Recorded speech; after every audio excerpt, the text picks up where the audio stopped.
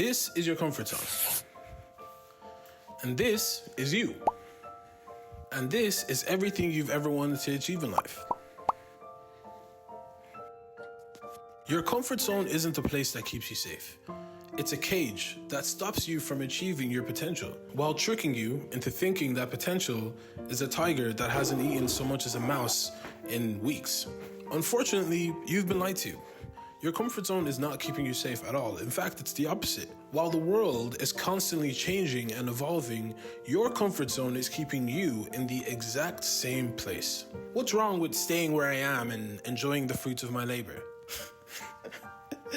And to that, I say everything.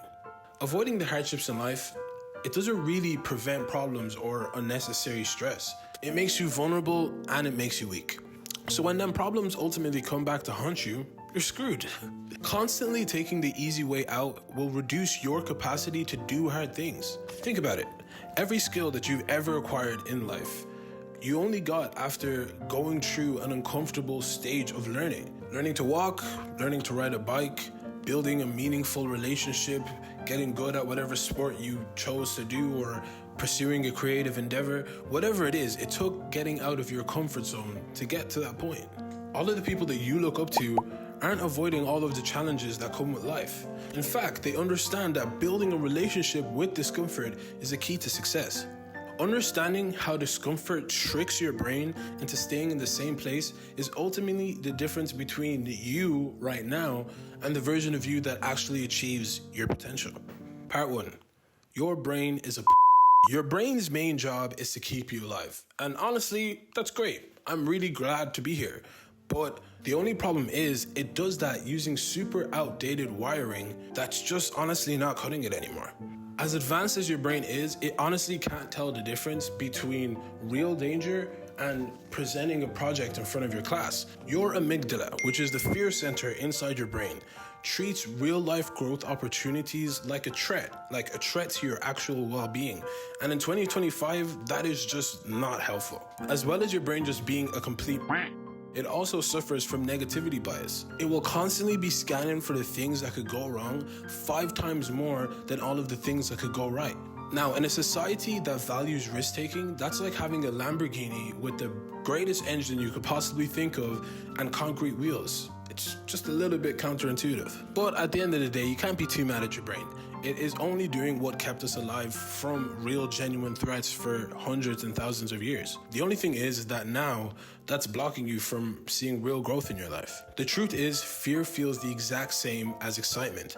Sweaty palms, shallow breathing, increased heart rate. But here's the thing, you can retrain your brain to tell the difference between growth and real danger. The resistance you feel before doing something hard or something uncomfortable is literally growth trying to happen. Now, your job in that scenario is to use your conscious mind to reframe that fear as a growth opportunity. When you feel resistance, lean into it. Do not back away. Part 2. Stress is low-key to bro. Your body actually gets stronger through stress. Not just your body, but your entire system. When you lift weights in the gym, you're making tiny little microscopic tears inside your muscle fibers. And when they heal, they come back stronger than they were before. They call this super compensation.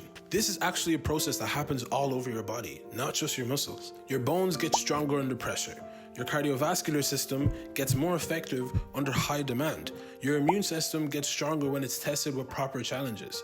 And that also happens in your mind. When you go through a challenge, your neural pathways grow.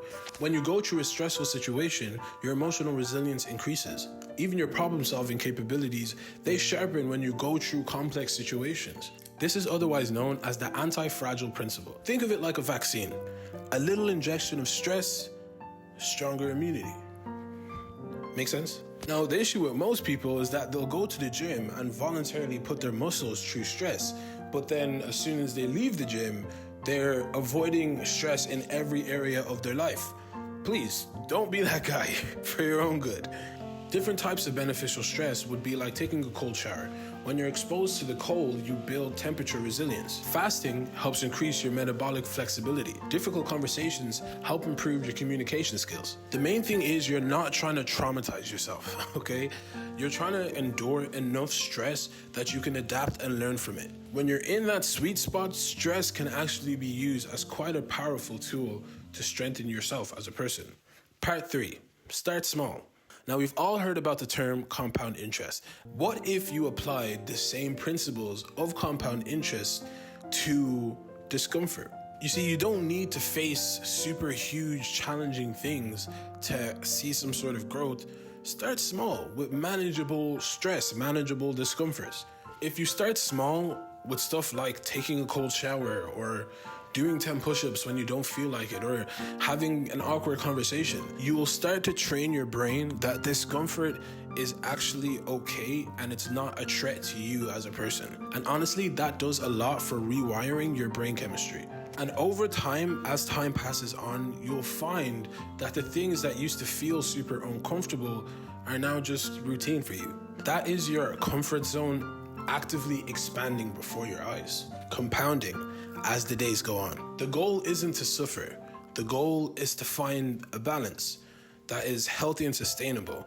And when you do get in that sweet spot, that's when real change happens. Part 4. Growth is on the other side of resistance. I heard a saying from Will Smith when I was younger. I think it was a video of him jumping out of a plane, if I'm not mistaken. And he spoke about how the best things in life are on the opposite side of fear. Now, I was maybe like 14 at the time when I watched that movie, or when I seen the video, so it didn't really register that much. But now I'm 23 and I still live by that to this day. It's so true. Resistance or fear is almost always a key indicator of a growth opportunity. Most of the time, when you feel that resistance, you treat it like a stop sign. Wrong. Do the exact opposite of that. Lean into it, because 9 times out of 10, it's a growth opportunity in disguise. Think about all of the meaningful skills that you've developed over time. All of the biggest breakthroughs were made at the point of most resistance. In that moment, discomfort was never a sign that something is wrong. In fact, it was a sign that something was working. Something was changing. Your brain, your body, your soul, your spirit was changing in that moment. And that always is going to feel uncomfortable. The only reason it feels uncomfortable in that moment is because your body sends signals to your brain that feel similar to danger. But you, in your conscious mind, know that you're actually not in danger. You're on the verge of a breakthrough. The real difference there is that there's context and you have a choice. When you feel that discomfort or that resistance, ask yourself, what is this stopping me from becoming? What is this discomfort that I'm feeling preventing me from achieving? What is this discomfort trying to teach me? Instead of saying to yourself, God, I really don't want to do that. That seems so terrifying. Say, this is really necessary for my growth. Learning how to differentiate between beneficial discomfort and unnecessary discomfort is a skill that develops over time, but to those that choose to hone that skill, sky's the ceiling, man. Sky's the ceiling. Part 5. Community is everything. One of the final parts of today's video, and probably the most important part, growth happens much faster with others than alone. If you surround yourself with people that view growth as a necessary process in life, your growth is going to be exponential. When you do hard things with people, it makes it feel not so extreme, because in that little circle of yours, it's the norm. Feeling that peer pressure and that, stress of not wanting to be left behind can honestly push you further than you would have ever thought. But the key thing is that you find people that are here for the journey and not for the finish line. People who show up just for the love of the process. Because honestly, having a common mindset amongst your group of people is 10 times more valuable than somebody who just has a load of experience or has status. And when you are in such a community, being vulnerable is really equal to strength. You guys can talk about the struggles. You can talk about the little wins. You can talk about the hard days. And when you really don't want to do it, there's always going to be somebody there to motivate you to get on your horse that day. And honestly, that goes a long way. And the other thing is accountability. When other people know what your goal is, it makes it much more difficult to actually quit. And on the hardest days when you feel like not showing up, they're going to be there to push you past the finish line. Part 6, conclusion. Now that you've become the type of person that goes stronger under pressure, give yourself a pat on the back. You've come a long way. You now choose to grow under stress rather than break from it. Take it to the next level. Learn to appreciate the difficulty instead of just what you're going to get from it. The real change, the real transformation happens when you learn to choose difficulty. You learn to see resistance as a compass for growth and not a stop sign. Seek challenges and be curious about your limitations, because the irony of it all is that your life actually gets way easier when you do hard things. And it's not because the problems go away, it's because you become way more capable at dealing with those problems. Now that you've reshaped your relationship with difficulty, go out there and do hard things. So that concludes today's video, guys. Thank you so much for tuning in and watching all the way to the end.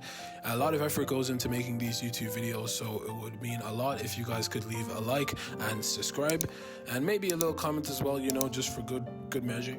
And yeah, look, we'll catch you at the next one. Peace and love.